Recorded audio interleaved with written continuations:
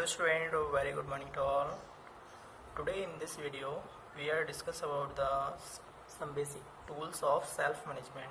So here the basically given have the three basic tools. The first tools is self motivation, and the second tools is time management, and the third one tool is responsibility.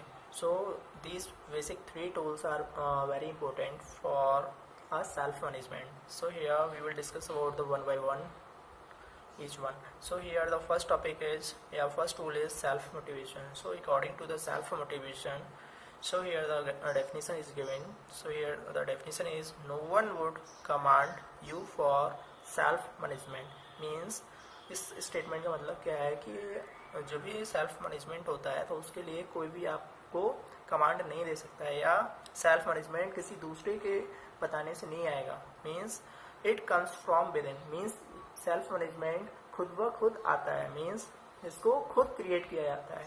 So here the self realization is the initial step leading to self motivation and suggesting yourself that you should begin managing yourself.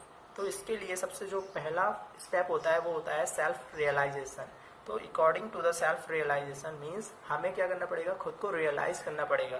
तो ये हमारा एक प्रकार से क्या हो जाएगा, initial step for leading to self motivation. किसके लिए, जब हम खुद को रियलाइज कर लेंगे तो हम क्या कर सकते हैं कि हम लीड कर सकते हैं हमारे जो सेल्फ मोटिवेशन को, और उसके साथ में क्या होगा, सजेस्टिंग योरसेल्फ, और खुद को सजेस्ट कर सकते हैं. मीन्स क्या सही है और क्या गलत है. फॉर मेकिंग फॉर किसके लिए सजेस्ट करना, means that you should begin managing yourself. Means जिसके द्वारा आप क्या कर सकते हो, खुद को मैनेज कर सकते हो. सो here the purpose of this chapter is exactly this. Means इस टॉपिक का जो मतलब है वो क्या है, खुद को मैनेज करना. तो it will tell you all you need to learn about self management. तो इस चैप्टर के द्वारा आप क्या सीख सकते हो कि हम किस तरीके से खुद को मैनेज कर सकते हैं, खुद को मैनेजमेंट कर सकते हैं, and inspire you to do it, और खुद को किस तरीके से इंस्पायर कर सकते हैं.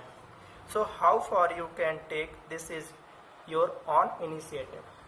Then after we will discuss about the second tools of self management is time management. So now here the time management. So time is the essence in any effort for achievement. Means जो time management होता है वो क्या होता है, एक प्रकार से बहुत ही ज़्यादा इम्पोर्टेंट रोल प्रोवाइड करता है.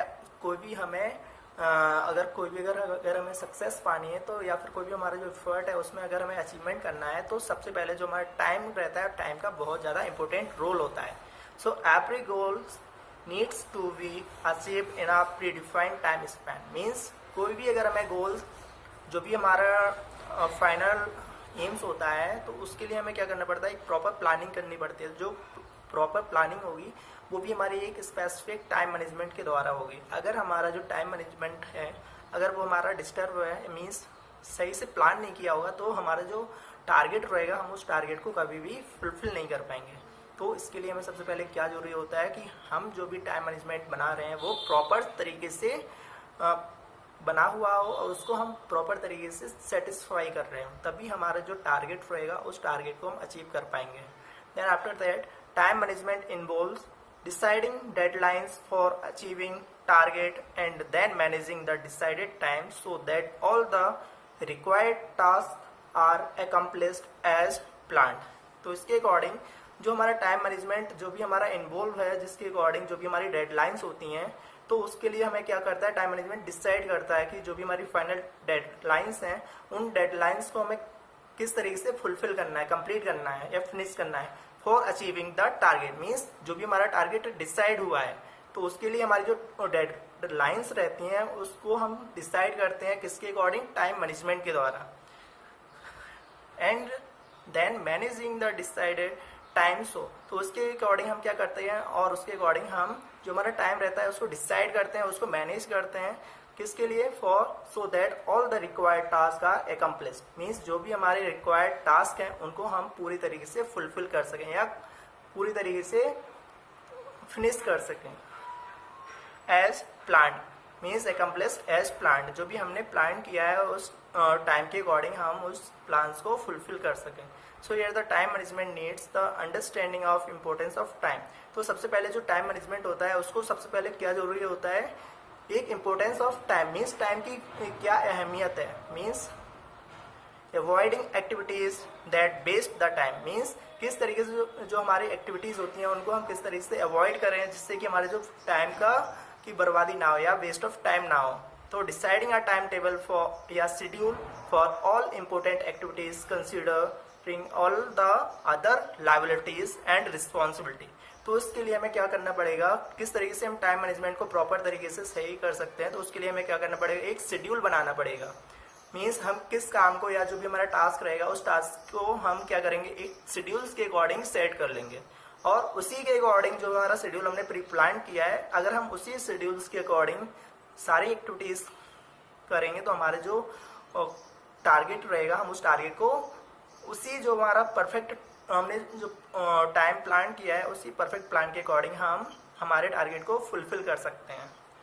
So the time bound target help you in measuring and managing the time easily. तो टाइम बाउंड के अकॉर्डिंग हम क्या कर सकते हैं, जो हमारा टारगेट को अचीव मीन्स मदद करता है टारगेट को फुलफिल करने में और मैनेजिंग द टाइम इजली, और इसके द्वारा हम क्या कर सकते हैं, जो भी हमारा टाइम इजली से मैनेज कर सकते हैं. So following are the main ingredients of successful time management recipes. So here the first one is priorities. तो priorities के according means अगर जो भी हमारा मान लिया कि जो भी हमारा important टास्क है तो हम क्या करेंगे, जो हमारा important टास्क है उसको हम पहले करेंगे.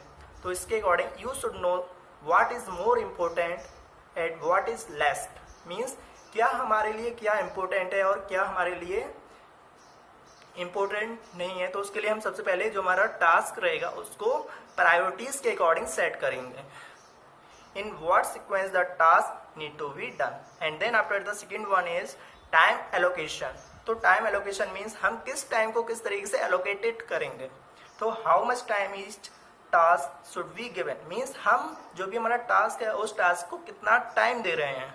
Then which are the time wasting activities and Who are such people to avoid. तो इसके अकॉर्डिंग क्या होगा कि जो हमारा टाइम की एक प्रकार से हम टाइम को सेव कर सकते हैं. So all these questions need to be answered. A time table needs to be in place preferably in writing. Then after the next one is self discipline. तो सेल्फ डिसिप्लिन के according it is directly related to time management. Means जो self discipline होता है वो हमारा directly related होता है किससे, टाइम मैनेजमेंट से. तो self discipline takes care of time management. तो सेल्फ डिसिप्लिन क्या करता है, जो हमारा टाइम मैनेजमेंट होता है उसको एक प्रकार से टेक्स उसी पे डिपेंड होता है. Then after if your efforts are sincere and your concerns are genuine about your goal then self discipline will prevail. Means अगर हमारा जो एफर्ट है, जो भी हमारा टारगेट के अकॉर्डिंग जो हमने एफर्ट लगाया है एंड जो भी हमारा जो गोल्स है, हमें उस गोल्स को अगर हमें फुलफिल करना है तो उसके लिए हमें क्या करना पड़ेगा, प्रॉपर तरीके से पूरा फोकस करना पड़ेगा, उस पर प्रॉपर तरीके से डेडिकेटेड होके काम करना पड़ेगा. तभी हमारा जो रिजल्ट होगा उस रिजल्ट को हम फुलफिल कर पाएंगे. अदरवाइज हमारा सारा का सारा टास्क क्या हो जाएगा, एक प्रकार से वेस्ट हो जाएगा. So a self discipline person always takes care of time and punctuality. तो इसके अकॉर्डिंग जो सेल्फ डिसिप्लिन पर्सन होता है वो हमेशा फॉलो करता है टाइम मैनेजमेंट को, और टाइम मैनेजमेंट के अकॉर्डिंग जो उसकी पंक्चुअलिटी है उसको फॉलो करता है. Now after that we will discuss about the third basic tool is responsibility. So according to the responsibility, sense of responsibility and constant reminder that you have to do this to achieve your goals is must.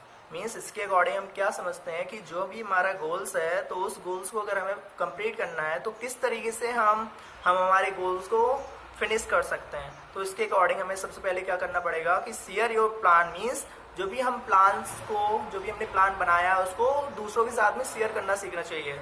And desire of self management with your parents या elder sibling who will guide, help and support you in your effort. Means जो भी हमारा plan है, अगर हमने by the way किसी के साथ में शेयर किया है, मीन्स मान लिया जाए एल्डर्स के साथ में या फिर हमारे सिबलिंग्स के साथ में, तो वो क्या कर सकते हैं, एक प्रकार से हेल्प कर सकते हैं हमारे जो भी हमारा टास्क रहेगा उसको फुलफिल करने में.